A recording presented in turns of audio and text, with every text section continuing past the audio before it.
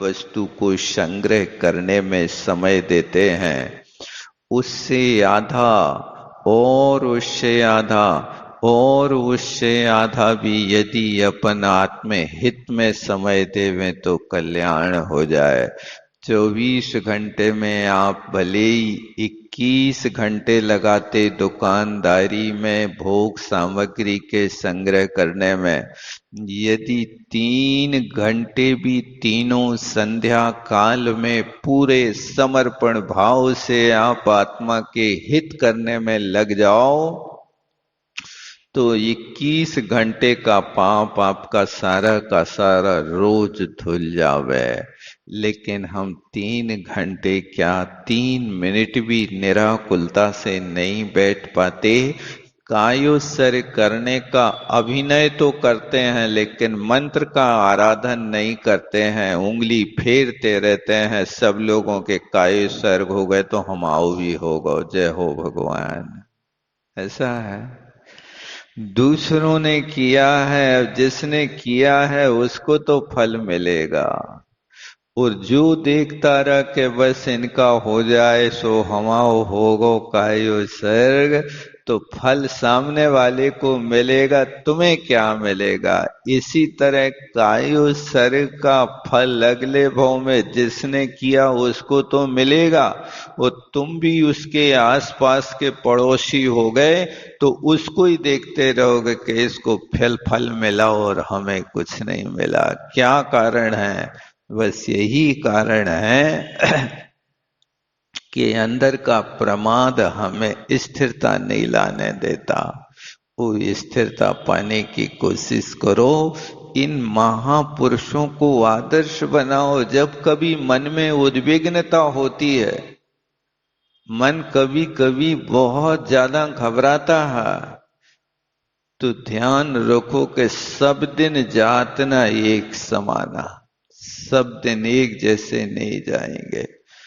एक सप्ताह में 7 दिन होते हैं, उन 7 दिन में तो 3 दिन कोई ना कोई तुम्हें आकुलता पैदा करने वाला दिन होगा। तुम बाहरी निमित्त को पकड़ोगे कि हमें बहुत परेशान करते हैं। नहीं भैया, वो कम परेशान करते हैं। आज तुम्हारे कर्म की उदीर्णा है, आज तुम्हें शांति का अनुभव करके देखना है। ऐसा निमित्त मिलेगा याद, बस आज के दिन उस निमित्त को टाल देना और कहना कि आज तो अनित्य भावना पढ़ने का दिन है, आज झगड़ा करने का दिन नहीं है। ऐसा सोच करके उसको टालने की कोशिश करना। ये अनित्य भावना हमें ऐसी बार बार अंदर से प्रेरणा देती है कि तुम जिस वस्तु को स्थायी मान करके झगड़े कर रहे हो, वो वस्तु कितने दिन तुम्हारा साथ निभाएगी ये तो देखो। आप जड़ जोरू जमीन इन 3 चीजों को लेकर के हमेशा झगड़ते रहते हो। पाई पाई के प्रति आपका बहुत संकलेश बढ़ जाता है। आपका एक एक फुट की जगह के लिए आपके परिणाम बिगड़ जाते हैं। आप हमेशा शिकायत करते रहते हैं, मेरे भाई ने बाप दादों ने सब कुछ छीन लिया, मुझे कुछ भी नहीं दिया। उनने छीना नहीं, तुम्हारा कर्म ही इतना, तुम्हारी किस्मत में ही इतना है, तुम्हें उतना नहीं मिलेगा। इसलिए संतोष धारण करो और संतोष धारण करके इस अनित्य भावना को चिंतन करो। किसी भी स्थिति में जब विपत्ति आती है तो विपत्ति के काल में किसी दूसरे को नहीं, किसी आदर्श पुरुष को पकड़ लो। आप कौन सा आदर्श पुरुष मिलेगा? रामचंद्र जी को पकड़ लो। आप इतने अच्छे परिवार के इक्ष्वाकु वंशी तीर्थंकरों के वंश के होकर के भी उनको बन बन भटकना पड़ा। और कैसे उनको संकट घेरना पड़े, ये सबके साथ होता है। तीर्थंकर भी नहीं छुटे हैं अंतराय कम फालने से। जब तीर्थंकर परमात्मा जैसे व्यक्ति भी विपत्तियों से नहीं बचते हैं, तो अपने पास कौन सा पुण्य है भैया बताओ तो। आपने कब किया पुण्य, कहाँ किया है? पुण्य का बीज बोया भी है कि नहीं? ये फल हम देख रहे मनुष्य पर्याय, कि ये मनुष्य पर्याय जो आपकी है ना, ये पुण्य रूपी बीज का फल है। ये मनुष्य पर्याय मिली तो इसके पहले की पर्याय में कहीं तुमने पुण्य किया होगा। उस पूर्व पुण्य के फल से उस पूर्व पर्याय में तुमने कभी जब मनुष्यायु के बंध के योग अवसर आया था, उस समय अल्प आरंभ और अल्प परिग्रह की भावना से आप भर गए। वो अल्प आरंभ और अल्प परिग्रह की भावना से भरे होने के कारण आज आपको ये मनुष्य पर्याय का फल दिखाई दे रहा है। ये आपने मनुष्य पर्याय पाकर के मनुष्य पर्याय खड़ी करी है, ऐसा मत सोचना। पूर्व में आपने मनुष्य पर्याय पाई है तो अग्नि कायक और वायु कायक की पर्याय में तुम नहीं रहे, ये बात पक्की है। जब मनुष्य बने ना तो अग्नि कायक, वायु कायक और सातवीं पृथ्वी के नारकी, ये तीन स्थान ऐसे हैं कि जहां का जीव मर करके मनुष्य नहीं बनता है। वो बनेगा तो एक त्रिंच ही बनेगा, बिल्कुल अकाट नियम है। तो आप अपनी जय मनाओ, आनंद मनाओ कि हम इस पर्याय से तो नहीं आए, लेकिन पृथ्वी का है, जल का है, वनस्पति का है, नित्य निगोद, इतर निगोद और कोई भी दूसरी गति से आ सकते हो। और वहां से आकर के वहां जब रहे हम, तब ऐसा निमित्त मला होगा कि अंतरंग में वो भावना रही कि परिग्रह रहा, लेकिन उसके प्रति ममत्व नहीं रहा। और बाह्य आरंभ का निमित्त मिला लेकिन आरंभ नहीं किया, उसके कारण आज हम मनुष्य बन गए। ये पूर्व का फल आज भोग रहे हो, लेकिन इस फल को पाकर के आप आगे कौन सा बीज भोग रहे हो भैया? आप रोज पढ़ते होंगे वैराग्य भावना में, बीज राख फल भोग बे, ज्यों किसान जग माए। ये क्या है? ये तुम्हें सीख दी जा रही है कि जैसे किसान के घर में फसल आती है तो वो फसल का उपयोग बाद में करता है, पहले बीज की व्यवस्था करता है। बीज रखो भैया पहले अच्छी तरह से। आज का जमाना बदल गया कि आप हमेशा बीज लेते खाते रहते हो, क्योंकि आपने ऐसे बीज बोना शुरू कर दिए कि वो बीज एक ही बार पैदा होगा, दोबारा पैदा नहीं होगा। ये पंक्ति पंचम काल की नहीं बनी, ये चौथे काल की बात है कि किसान उस समय बीज को रख करके शेष का भोग करता था। तो हमें ये क्या सीख दे रही है पंक्ति कि जैसे वो किसान बीज को रख करके शेष फसल का सेवन करता है, इसी तरह तुम भी पुण्य रूपी बीज की व्यवस्था पहले करो कि ये मनुष्य पर्याय मिली है तो अगले भव में हमें कौन सा बीज बोना है, एक किसान पहले से सोच लेता है समय आने के पहले कि भैया आज हमें उड़द बोना है, कि मूंगफली बोना है, कि अलसी बोना, कि तिली बोना, कौन सी चीज, उसके बीज को वो संग्रह करके फिर खेत में जाकर के बोता है। इस तरह आप भी देखो कि आपको कहां जाना है, उस बीज के लिए इकट्ठा करने की कोशिश आज से करो। देव गति जाना है तो देव गति के लिए कौन सा बीज बोना होगा भाई साहब?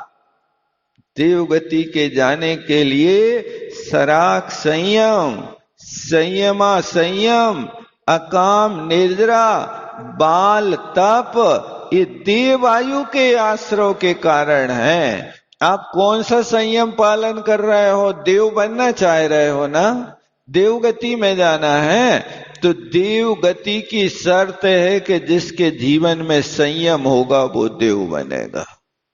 कितना संयम है? सराक संयम। यदि तुम मुनि व्रतों का पालन नहीं कर पा रहे हो तो फिर आचार्य महाराज कहते कोई बात नहीं, सर्वोत्कृष्ट सराक संयम, मुनि व्रतों का पालन। और मुनि व्रत नहीं पालन कर पाए तो कोई बात नहीं, घर में रह रहे हो तो संयमा संयम से भी देवगति मिल जाएगी तुम्हें। घर नहीं छोड़ पा रहे, नहीं छोड़ो, घर में ही रहो, लेकिन घर में रह कर के भी श्रावक के व्रत तो पालन करो भैया। वो भी आप कहते हो बहुत कठिन है। अब यदि तुमने उसका पालन नहीं किया तो अब बताओ फिर देव आयु नहीं मिलेगी तो अब शेष कौन सी आयु है? कहां जाना है? मनुष्य बन जाओ। चलो मनुष्य बनने को तैयार है तो मनुष्य भी बनना है तो कम परिग्रह रखना पड़ेगा, आरंभ कम करना पड़ेगा, भोग कम करना पड़ेगा, तब मनुष्य बन पाओगे, अन्यथा नहीं बन पाओगे। मंजूर है क्या? अल्प आरंभ करने के लिए तैयार हो? अल्प आरंभ क्या है?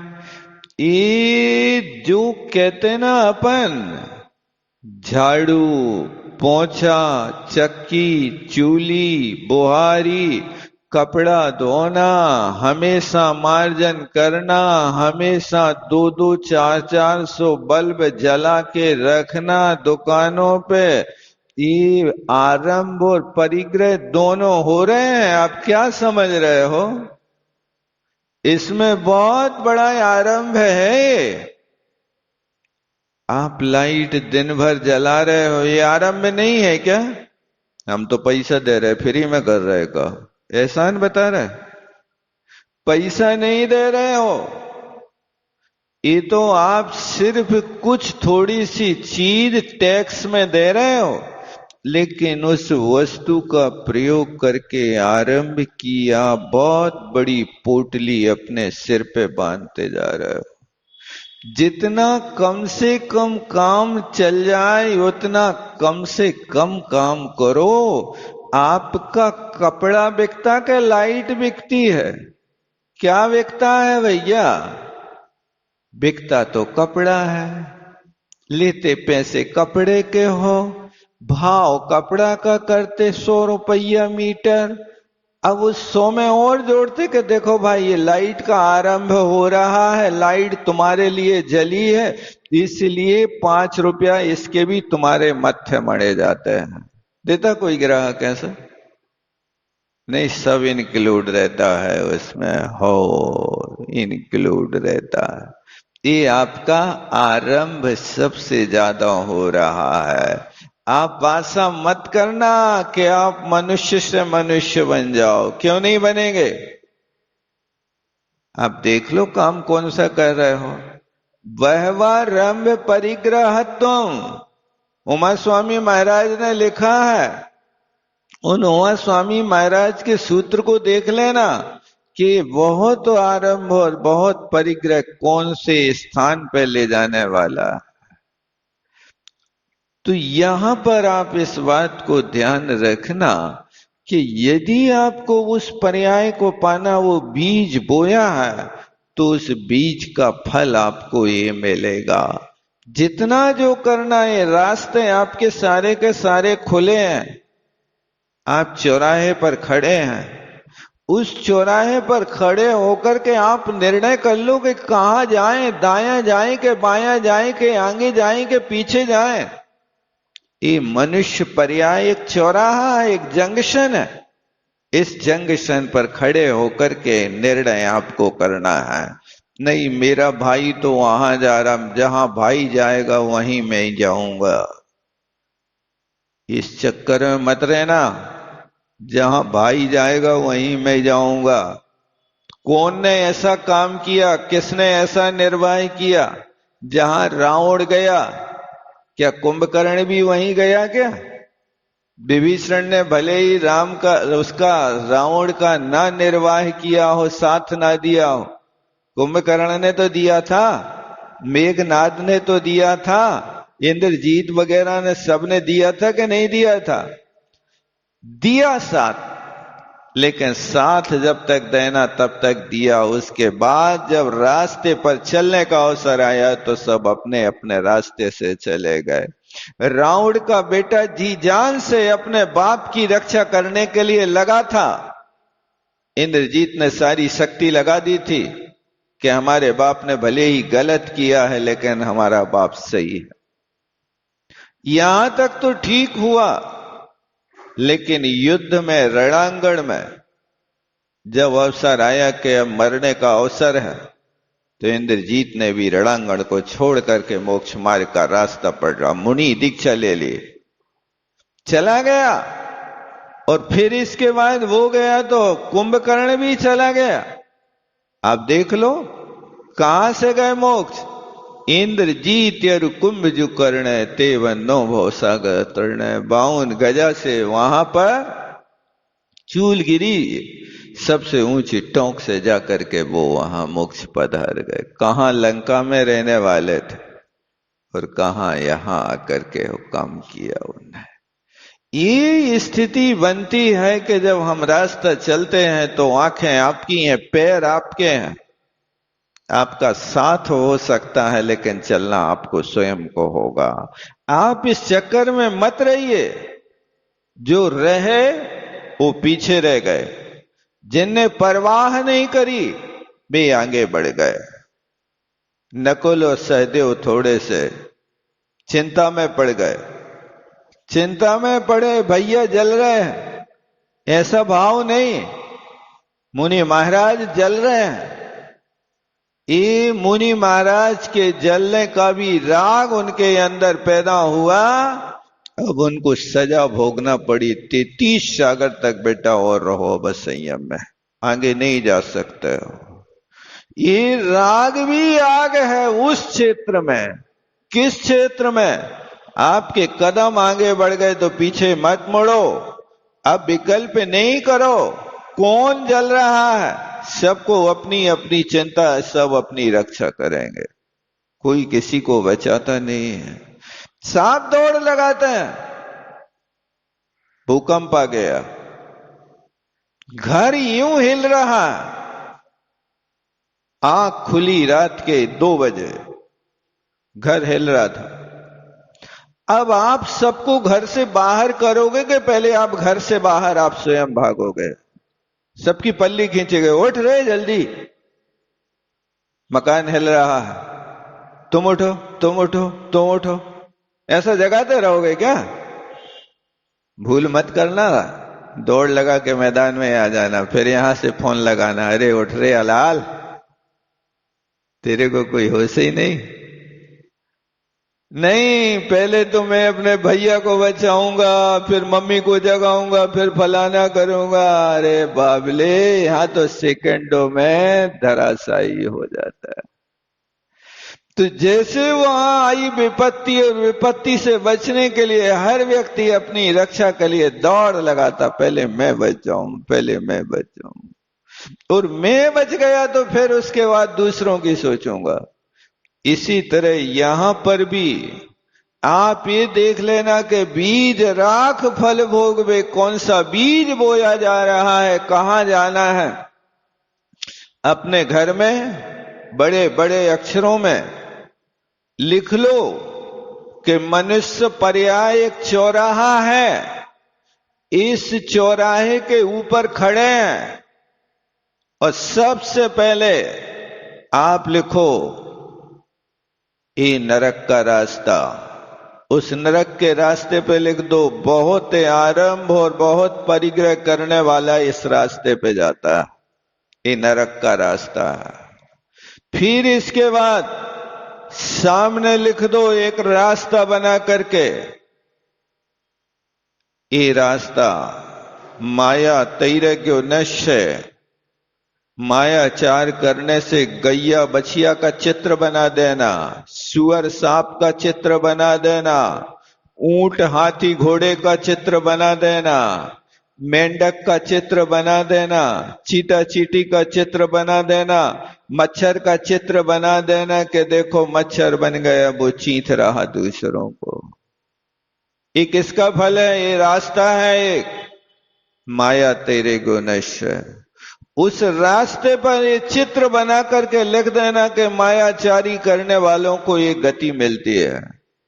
इस साइड पीछे साइड लिख देना अल्प आरंभ और अल्प परिग्रह, उसमें लिखना ये मनुष्य। उस मनुष्यों में एक चक्रवर्ती को बना देना जो 96,000 रानियों के बीच में सिंहासन पर बैठा देना, और एक भिखारी को बना देना जो कटोरा लेकर के दर दर की भीख मांग रहा है। अल्प आरंभ और अल्प परिग्रह के साथ में सम्यक दर्शन होगा तो चक्रवर्ती बनोगे, 96,000 रानियां पैर दावेंगे।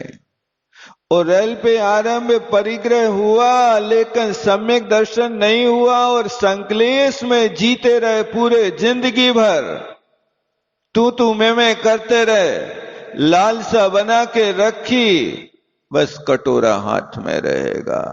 अल्प आरंभ अल्प परिग्रह का फल मनुष्य में तो मिल गई, मनुष्य पर्याय मिली, लेकिन वो मनुष्य पर्याय ऐसी मिली कि कटोरा हाथ में आया, सिंहासन पर नहीं बैठ पाए। और फिर एक चौथा रास्ता लिख देना कि वो रास्ता है, लेकिन उस रास्ते पर बढ़िया सौधर में इंद्र का चित्र बनाना, मेरू पर्वत पर अभिषेक करते हुए। जिन लिंग जिन धर्म का ये महा उद्योग करने वाला सौधर में इंद्र ने इतना बड़ा काम किया, उस पद की प्राप्ति होती तो कैसे होती है? वो रास्ता लिख देना कि सराग संयम, एक मुनि महाराज को बैठाल देना सामायिक करते हुए उस चित्र पर, पीछे से एक श्रावक को बैठाल देना जो मुनि महाराज की देव शास्त्र गुरु की उपासना करने वाला हो रहा है। तो फिर सराग संयम, संयमा संयम, अकाम निर्जरा, रात्रि भोजन त्याग कर दिया था, शाम को भोजन नहीं कर पाए, अंधेरा लग गया, गाड़ी पंचर हो गई, त्याग तो नहीं था भोजन का, लेकिन भोजन नहीं मिला। उस परिस्थिति में क्या करो? समता से सहन कर लेना, इसका नाम अकाम निर्जरा है। अरे ये एक रात तो व्यतीत करना है, कौन मर रहे हो भैया, सहन कर लो। अरे मैं तो मर ही जाऊंगा, रोटी नहीं खाऊंगा, तो मर के तो देखना है। अब दुनिया ऐसे नहीं मरती भाई साहब। खा के मरने वालों की भारत में 60 लाख संख्या है,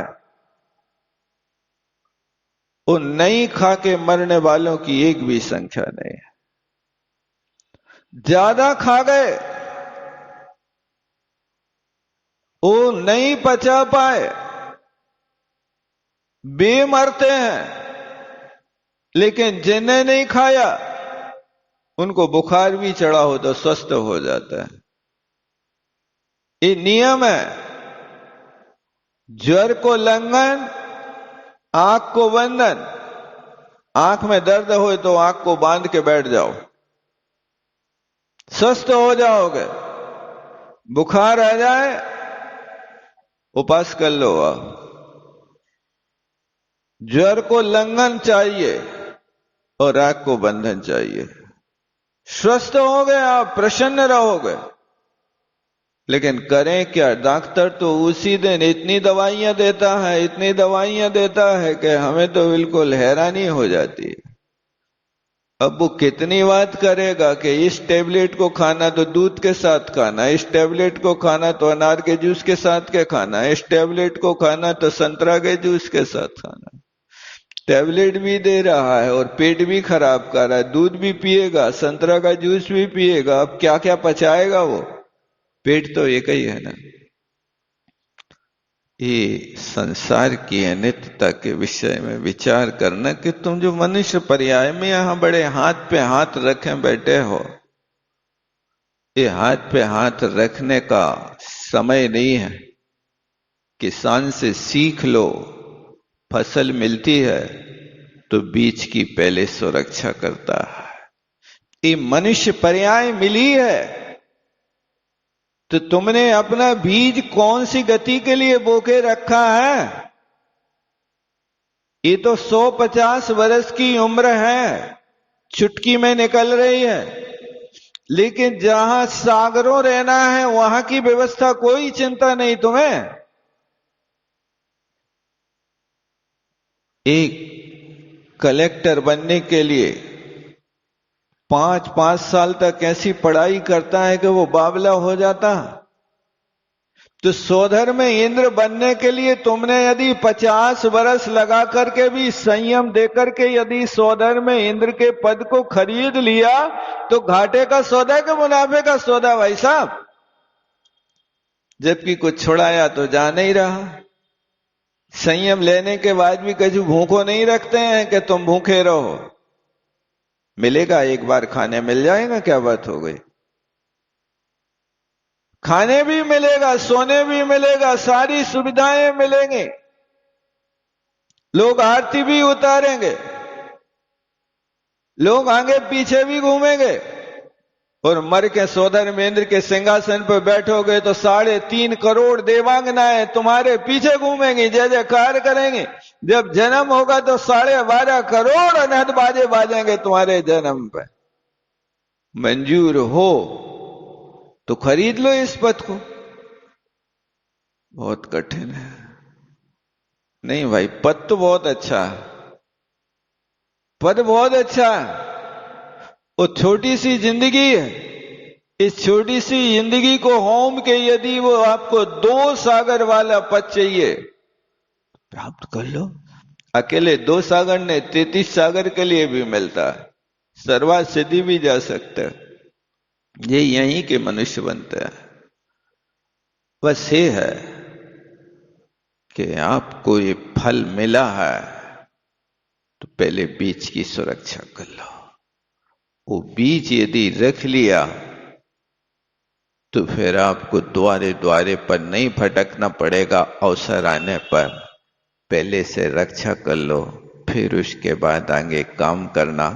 ऐसा बार बार चिंतन करना, संसार की अनित्यता को पाना, इसी का नाम अनित्य भावना है। बोलो आचार्य गुरुवर विद्यासागर जी महाराज। जावाणी के ज्ञान से सूझे लोकालोक, सोवाणी मस्तक धरूं सदा, हे जिन बाणी भार।